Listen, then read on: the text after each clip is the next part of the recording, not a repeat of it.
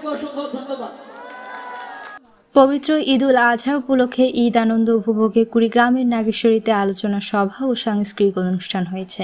যুব সমাজের উদ্যোগে ঈদের চতুর্থ দিন মঙ্গলবার বিকেলে উপজেলার সাপখাও উচ্চ বিদ্যালয় মাঠে এ অনুষ্ঠান হয়। সাপখাও উচ্চ বিদ্যালয়ের প্রধান শিক্ষক আব্দুল গনির সভাপতিত্বে এ সময় মাদক বিরোধী করণীয় বিষয়ে বক্তব্য রাখেন সাপখাও উচ্চ বিদ্যালয়ের সিনিয়র সহকারী শিক্ষক ও রায়গঞ্জ ইউনিয়ন বিএনপির সাবেক সভাপতি নুর ইসলাম মণ্ডল, অবসরপ্রাপ্ত সিনিয়র ওয়ারেন্ট অফিসার জাহিদুল ইসলাম মণ্ডল, বামনডাঙ্গা ইউনিয়ন বিএনপির সাবেক সভাপতি সেকেন্দার আলী সহ অনেকে।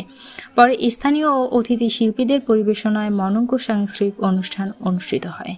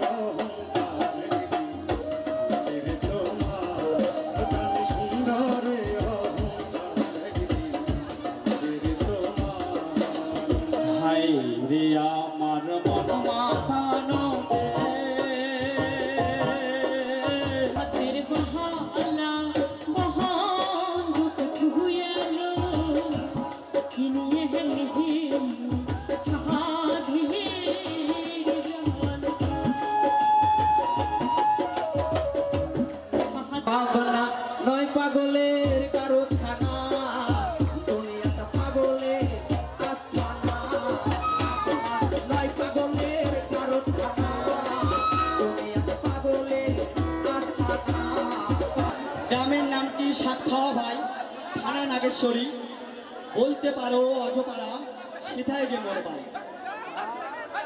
সবুজ শ্যামল ছায় ঘেরা গ্রামের চারিধারে, এত মধুর গ্রাম খালি কে ভুলিতে পারে।